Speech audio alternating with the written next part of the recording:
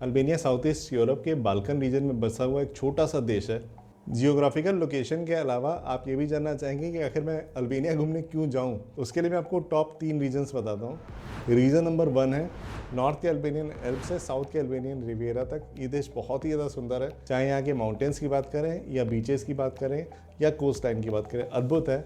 और साथ ही साथ यहाँ के लोग भी काफ़ी ज़्यादा फ्रेंडली हैं। रीज़न नंबर 2 है ये कंट्री यूरोप में होने के बावजूद भी काफ़ी बजट फ्रेंडली है।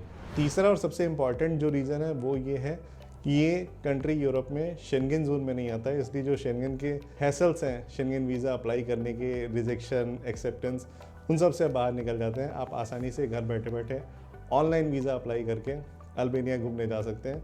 अगर आप इन तीनों रीजंस को सुनने के बाद कन्विंस है कि आपको अल्बानिया जाना चाहिए घूमने के लिए, कैसे जाना चाहिए उसी के बारे में बात करेंगे इस वीडियो में। हाय, मैं हूं सौरभ और आप देख रहे हैं मेरा चैनल मॉर्निंग मॉन्क। तो चलिए वीडियो को शुरू करते हैं और प्लान करते हैं अल्बानिया के लिए एक बढ़िया सा ट्रिप।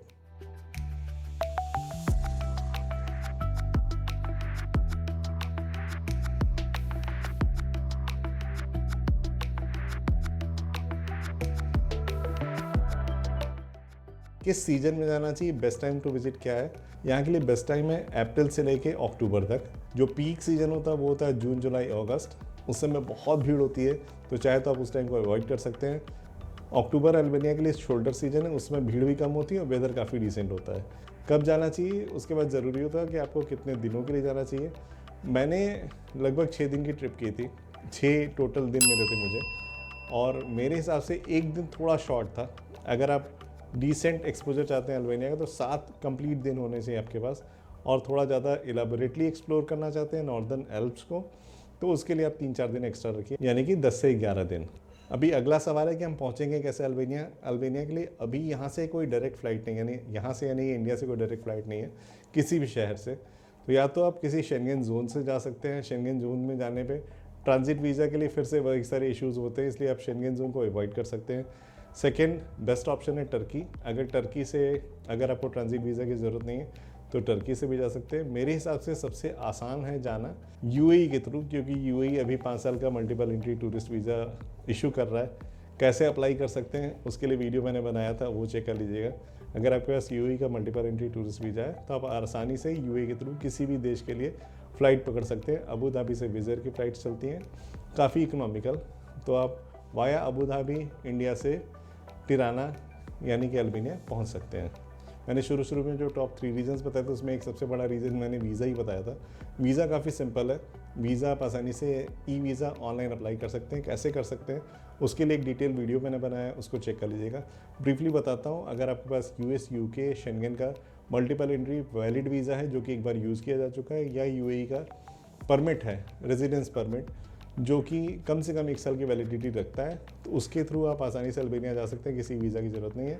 अभी आपने फ़्लाइट करा लिया, वीज़ा हो गया, आप पहुंच गए अल्बानिया। सबसे पहले आपको ज़रूरत पड़ेगी करेंसी की। अल्बानिया की करेंसी है लेक। करंट एक्सचेंज रेट क्या है वो मैं स्क्रीन पर लिख दूँगा, उसको चेक कर लीजिएगा। लेक के साथ साथ आप आसानी से यूरो में खर्चा कर सकते हैं। सब जगह यूरो एक्सेप्ट किया जाता है, और ज़्यादातर जगह पे अगर आपको छुट्टे लेने भी हैं तो आप उनसे रिक्वेस्ट कर सकते हैं कि आपको यूरो में वापस करें। तो काफ़ी सारी दुकानों पर या बहुत सारे वेंडर्स आपको यूरो में भी वापस कर देते हैं।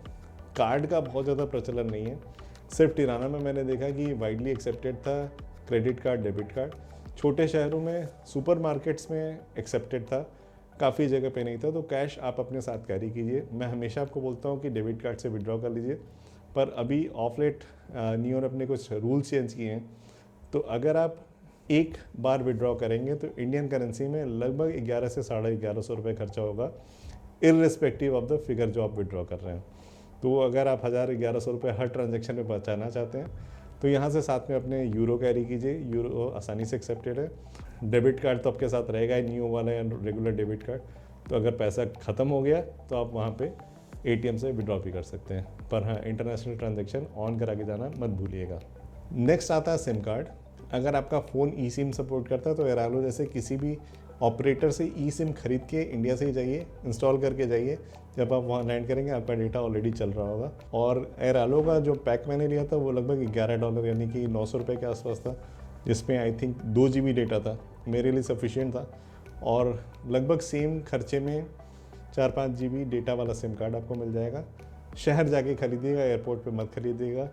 ज़्यादा डेटा देते हैं और ज़्यादा पैसा चार्ज करते हैं, एयरपोर्ट अवॉइड कीजिएगा। वहाँ पे जो मैंने सिम कार्ड चेक किया था वो लगभग 2,500 लेग का था। आप लोगों को वीडियो अभी तक कैसा लग रहा है, लाइक शेयर और कमेंट करके बताइएगा, क्योंकि लाइक शेयर से रीच बढ़ती है, ज़्यादा लोग इस वीडियो से कुछ ना कुछ बेनिफिट ले सकते हैं। अब बात करते हैं खाने की केस में अल्बानिया या इनफैक्ट इंडिया के बाहर जहाँ भी जाते हैं बहुत मीट लविंग कंट्रीज़ हैं, मीट काफ़ी ज़्यादा खाया जाता है। वेजिटेरियन फूड खोजने में थोड़ी दिक्कत हो सकती है, लेकिन फिर भी मैंने काफ़ी ज़्यादा रेस्टोरेंट्स में कम से कम 1, 2 या 3 डिशेस देखी जो वेजिटेरियन हो। इंडियन रेस्टोरेंट सिर्फ एक है, जब मैं लास्ट ट्रैवल करने गया था तिराना में, वो भी बहुत ग्रेट नहीं था। लेकिन आप अल्बानियन लोकल कुजीन ट्राई कर सकते हैं। काफ़ी सारे ऐसे डिशेज़ हैं जो कि वेजिटेरियन होती हैं, या उनसे बोल के आप वेजिटेरियन बनवा सकते हैं। कम्युनिकेशन में अगर इशू हो तो गूगल ट्रांसलेट का यूज़ कीजिए, उनको समझाइए कि आपको क्या चाहिए exactly. No egg, no fish, no meat बोलेंगे तो आपको कोई ना कोई डिश मिल जाएगी जो आप वहाँ खा सकते हैं। मैंने 2-3 आइटम खाए थे, मैंने नाम रख दिया था भरवा बैगन, वो आप ट्राई कर सकते हैं, काफ़ी टेस्टी लगा था मुझे। 2 जगह मैंने खाए थे, जीरो कास्टल में और बेरात में, दोनों काफ़ी अच्छे थे। और हाँ, कॉफ़ी कल्चर तो बहुत स्ट्रॉन्ग है और हाईएस्ट पर कैपिटा कैफ़ेज़ में से एक कंट्री अल्बानिया। आपको हर कदम पे कैफ़ेज़ मिलेंगे, कैफ़ेज़ में आपको कुछ ना कुछ आपको बेकरी का आइटम मिल ही जाता है। अगर आप वेजिटेरियन हैं, स्ट्रिक्टली वेजिटेरियन है, तो मैं स्ट्रांगली सजेस्ट करूँगा अपने साथ ready to eat pack carry कीजिए, अदरवाइज आपको थोड़ा चैलेंज फेस करना पड़ सकता है। अगर आप नॉन वेजिटेरियन हैं तो कोई इशू नहीं है, आराम से जाइए, ऐश करके आएंगे।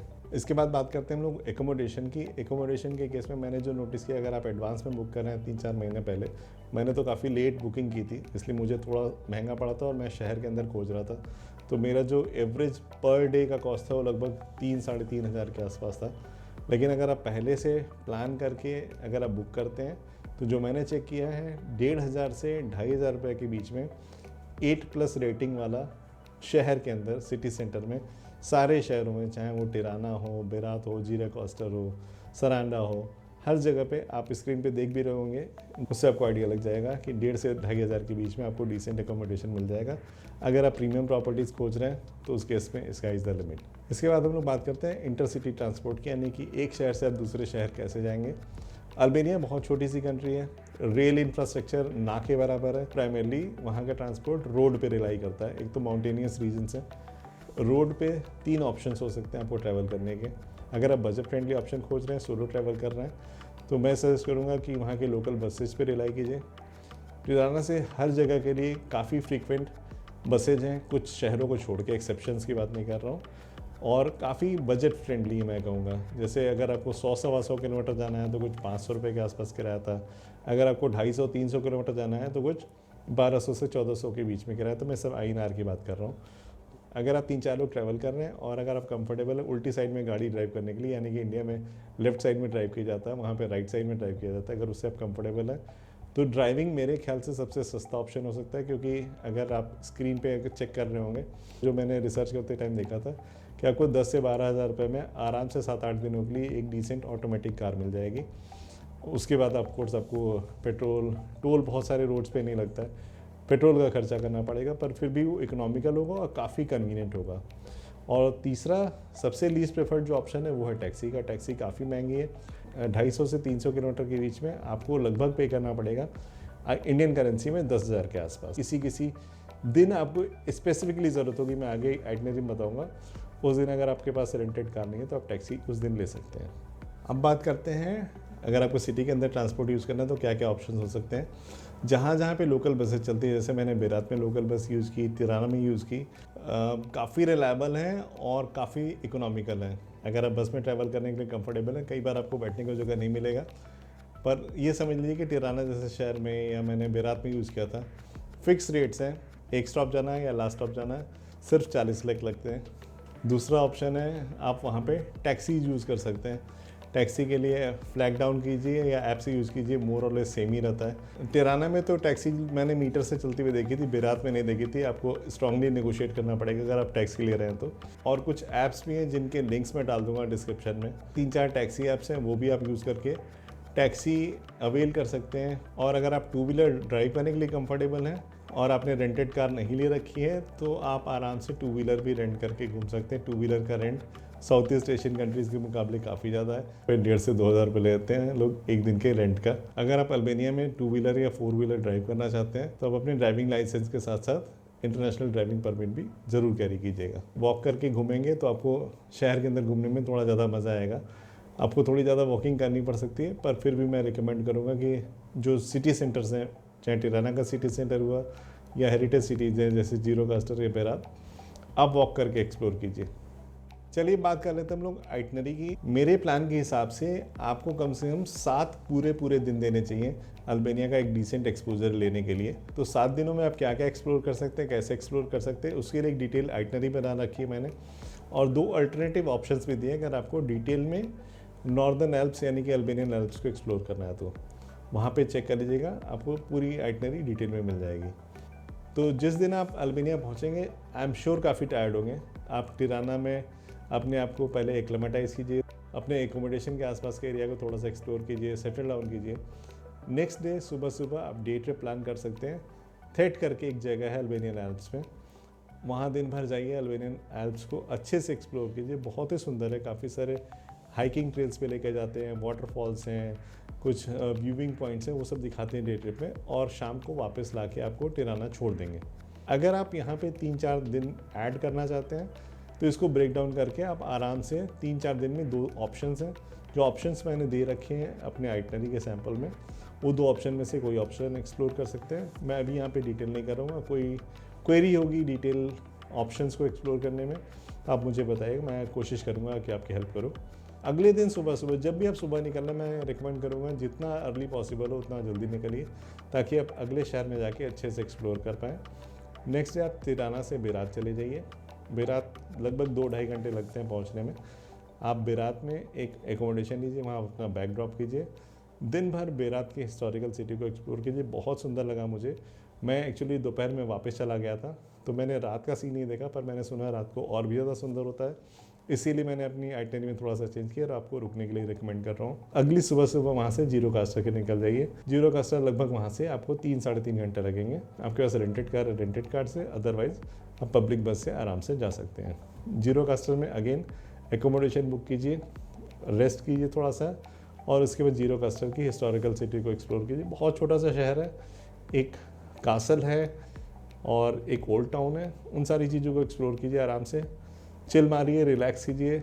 नेक्स्ट डे आप अल्बानियन कोस्ट की तरफ मूव कीजिए।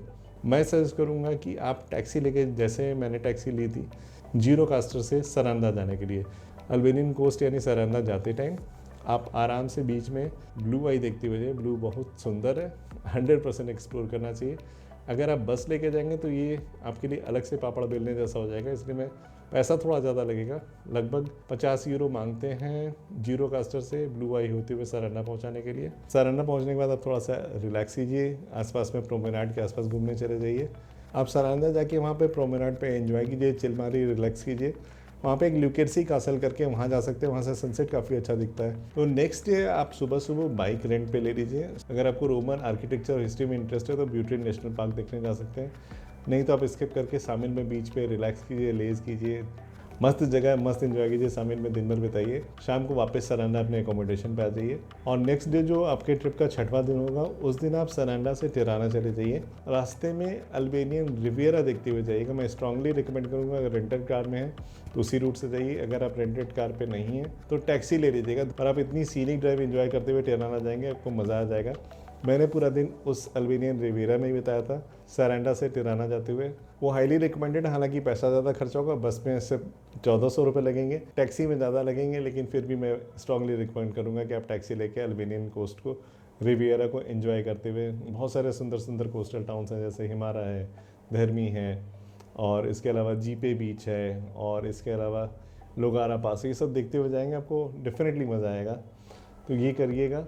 और लास्ट डे जो आपका टिराना में है, आप टिराना की लोकल साइट्स को एक्सप्लोर कीजिए। टिराना में टॉप पे एक दास्ती नेशनल पार्क करके है, माउंटेन है, केबल कार से ऊपर जाते हैं, वहाँ से टिराना के व्यूज़ बड़े अच्छे आते हैं, वो देखिए। मार्केट्स को एक्सप्लोर कीजिए, स्कैंडरबर्ग स्क्वायर देखिए। टिराना में काफ़ी कुछ है देखने और करने के लिए, जो आपने पहले दिन पे कर रखा था उसको टॉप अप कर सकते हैं आप अपने लास्ट डे में।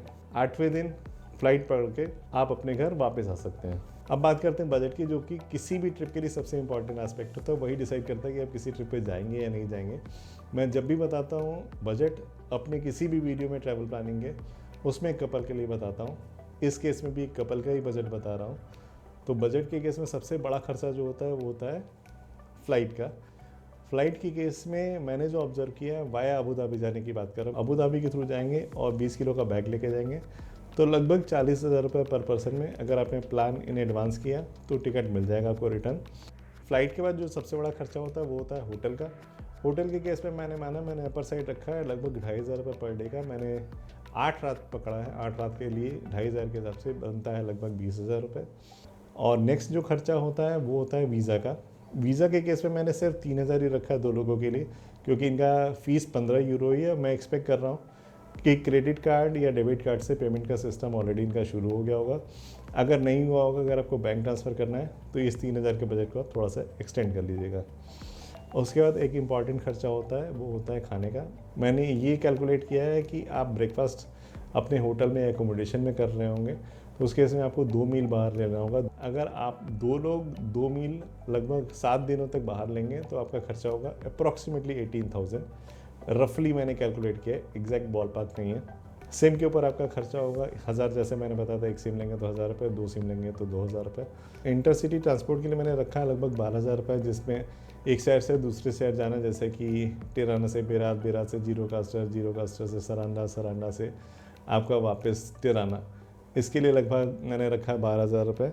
इंट्रा सिटी में एक शहर में घूमने में आपका जो अपने बाइक रेंट पे ली या फिर टैक्सी किया या बस में जो खर्चा हुआ उसके लिए रखा मैंने 8,000 रुपये। अट्रैक्शंस में मैंने 20,000 रुपये रखा। 20,000 में मैंने वो कॉस्ट भी पकड़ा है जो कि आपका एक थेट का डे ट्रिप करने में खर्चा हो। और भी काफ़ी सारे डे ट्रिप्स या एंट्री फीस म्यूजियम्स की या कासल्स की मैंने वो सब इंक्लूड किए। ये सारे खर्चे जोड़ते हैं तो आपका लगभग बनता है 1,63,000।